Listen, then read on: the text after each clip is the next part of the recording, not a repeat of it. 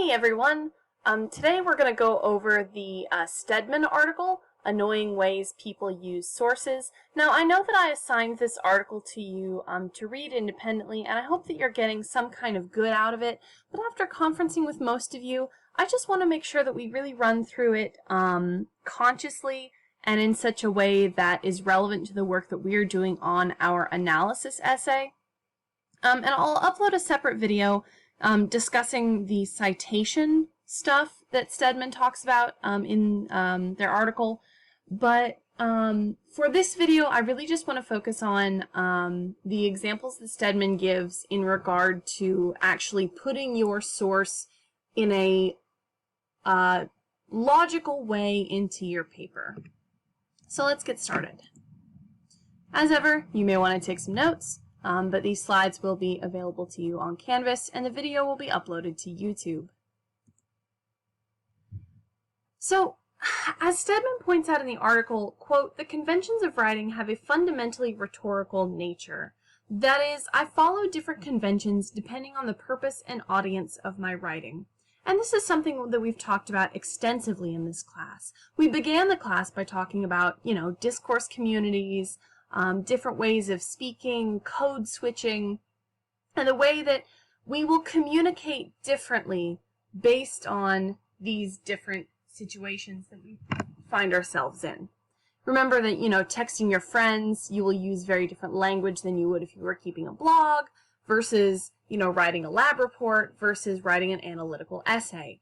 Each rhetorical situation demands something different from you as a writer and asks you to participate differently in the writing process so that you can best meet your goals. So, when you're texting your friends, obviously you'll be very casual. You may not even use, complete sentences or, quote-unquote correct grammar. If you're keeping a blog, you'll want to be kind of focusing on the topic of your blog, kind of speaking directly to your audience. Maybe it will have more of a tone of like speech, as if you are speaking to someone in a conversational manner. Writing a lab report is going to be pretty detailed, but also in a very technical way. Again, you may not even use complete sentences to describe the work that you're doing, but you will use a lot more jargon than you would if you were, casually texting. And then finally, writing an analytical essay like this one also requires certain things from you. And today we're going to talk about another one of those things, which is the way that you are engaging with the directly quoted source material. So tools like soapstone and analytical frameworks like Frith's levels or any other kind of rhetorical structures that we've been working with are never the end goal of your effort. Rather, you, especially for this specific paper, you should be shaping the thing that you're creating based on who your audience is, what your context is, and what you want your writing to accomplish. So the only reason why we use things like soapstone is to give you a sense of how do I need to write based on what I'm trying to accomplish? How do I need to write based on who my audience is? How do I need to write based on the fact that I'm working in an academic context? So these frameworks are just to help you figure out what those things are so that you can understand how to most effectively write within a rhetorical situation. So since we're talking about quotes today, it's worth thinking about why we even include them in the first place. And essentially, we need to demonstrate that we actually know what we're talking about. You can read an article and then write 1,000 words on it, and it can just be your opinion, and your reader will only be able to assume that it's just like your base level opinion unless you directly cite the text itself and then analyze those citations. Because otherwise the audience isn't going to read the essay that you read. Think of it like a movie review. We don't read a movie review while we're watching the movie. So for an analytical essay, don't expect your reader to have read your essay.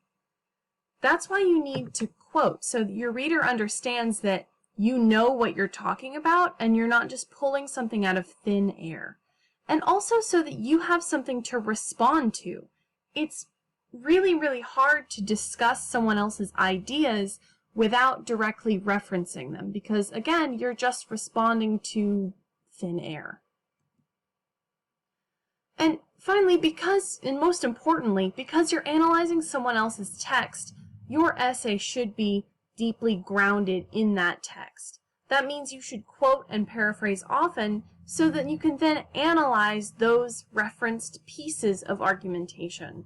It demonstrates that you understand not just the process, but that you have a deep understanding of the text itself.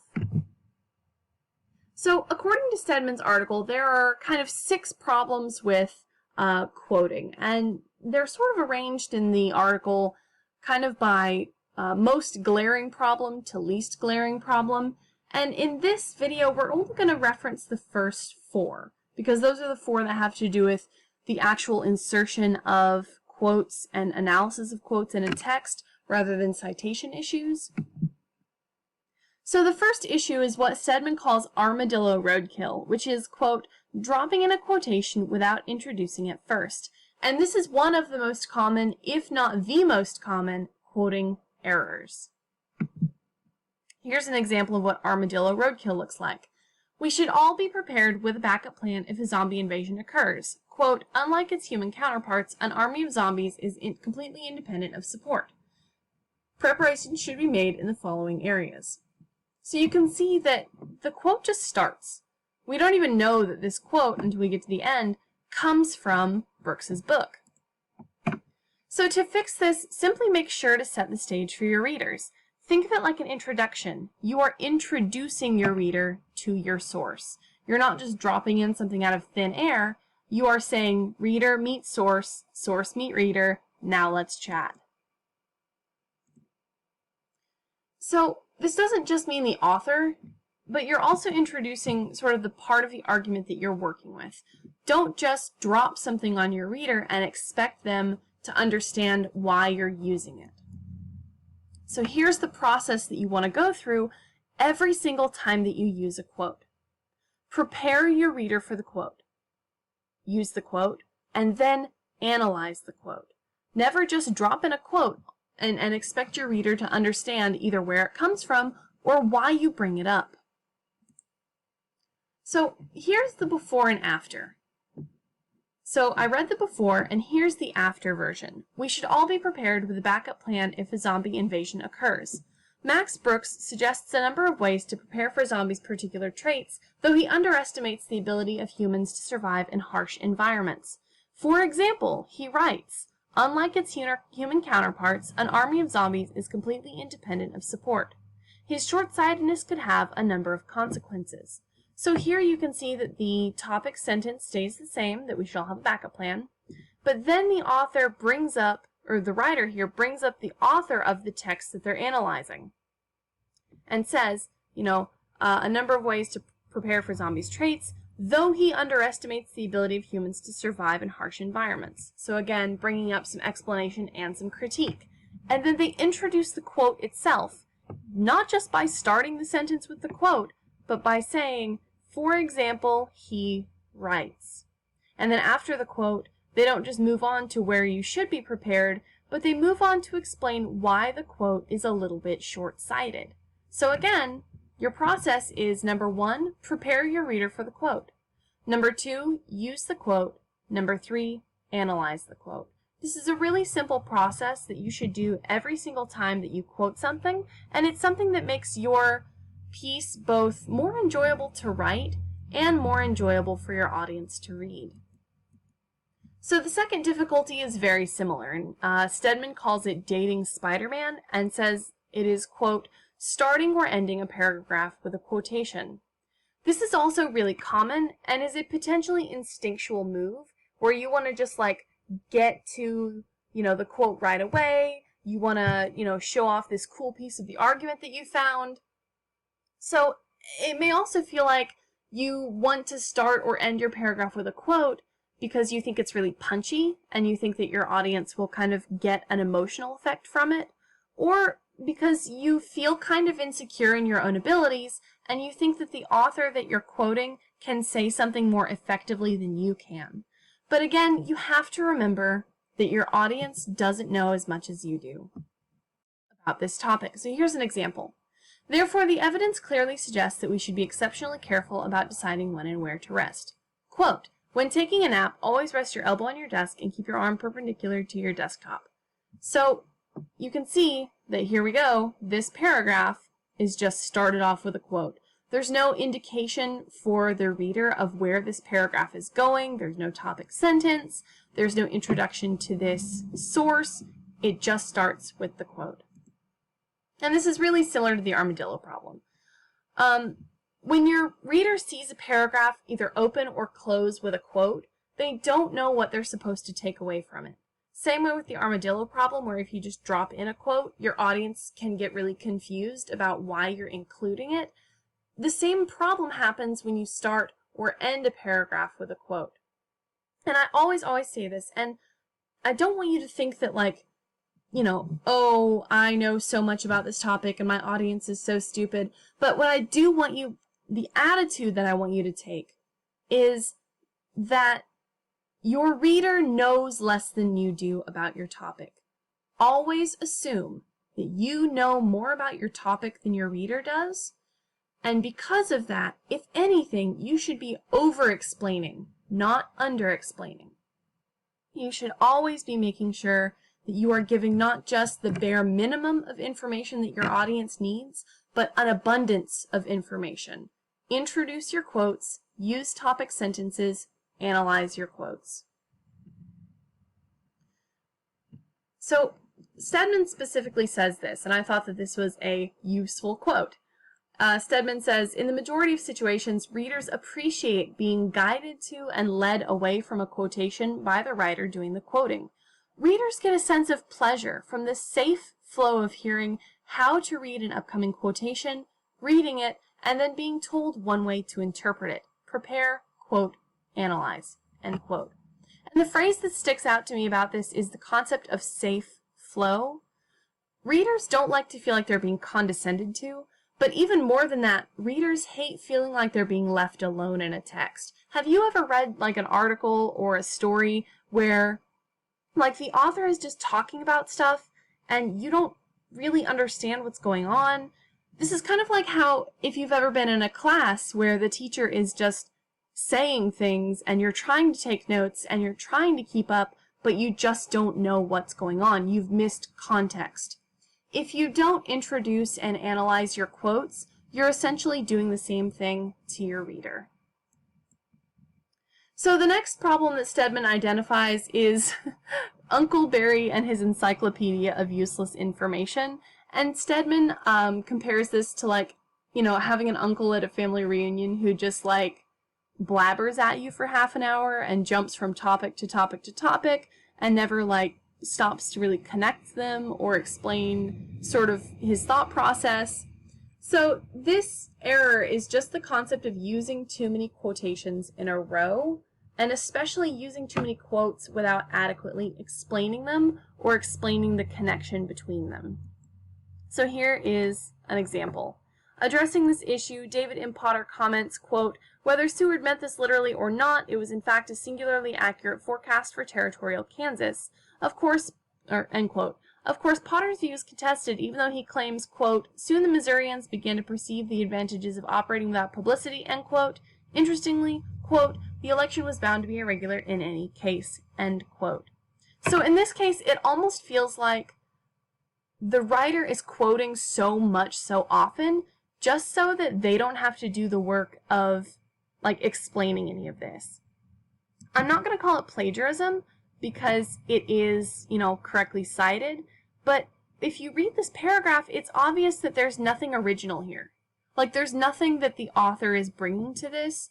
There's no original thought. They're just smashing some quotes together and hoping that that explains what they're trying to say. So if this paragraph exhausted you, you're not alone. It exhausted me just to read it. So it's also possible that, like, the author could be just dropping quotes in, not just because they don't want to bother to do their own analysis, but maybe to make themselves sound smart, Or again, because they are feeling kind of insecure about their own abilities, and this is the best way that they can come up with to make what seems like an intelligent argument, when really they're just shooting themselves in the foot, because there's no analysis here, and there's no clear purpose that any of these quotes are serving. So you should always be quoting for a reason, and Stedman explains this way better than I can. So here's a reason why I'm including this quote, because Stedman phrases it better than I do. So Stedman says, quote, "If you just want to use a quote to cite a fact, then consider paraphrasing or summarizing the source material, which I find is usually harder than it sounds, but is usually worth it for the smoothness my paragraph gains. But if you quote it because you want to draw attention to the source's particular phrasing, or if you want to respond to something that you agree with or disagree with in the source, then consider taking the time to surround each quotation with guidance."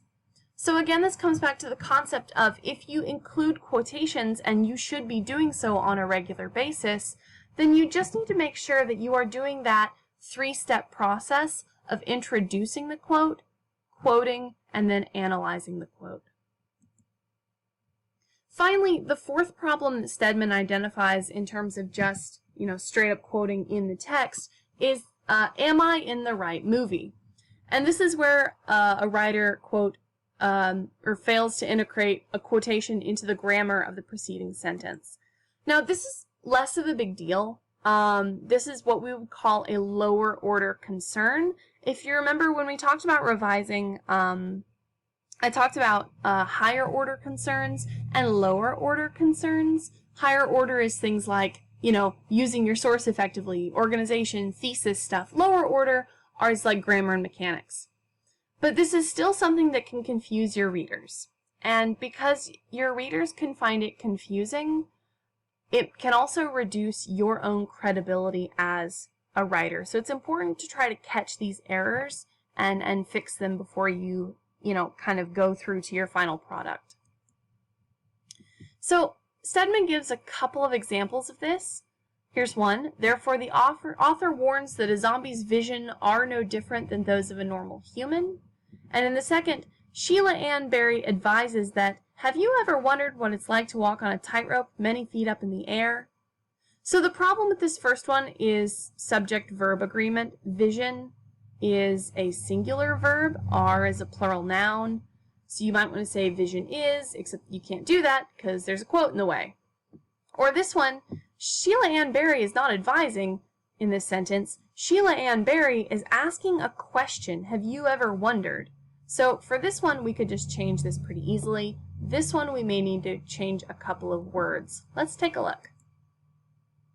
But before we do that, we'll come back to that. So one way that you could change this would be to say not just the zombie's vision, but that a zombie's senses are no different from those of a normal human.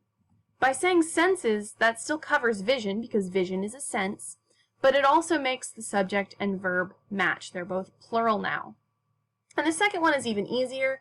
Instead of Sheila Ann Barry advises, we just say Sheila Ann Barry questions, have you ever wondered?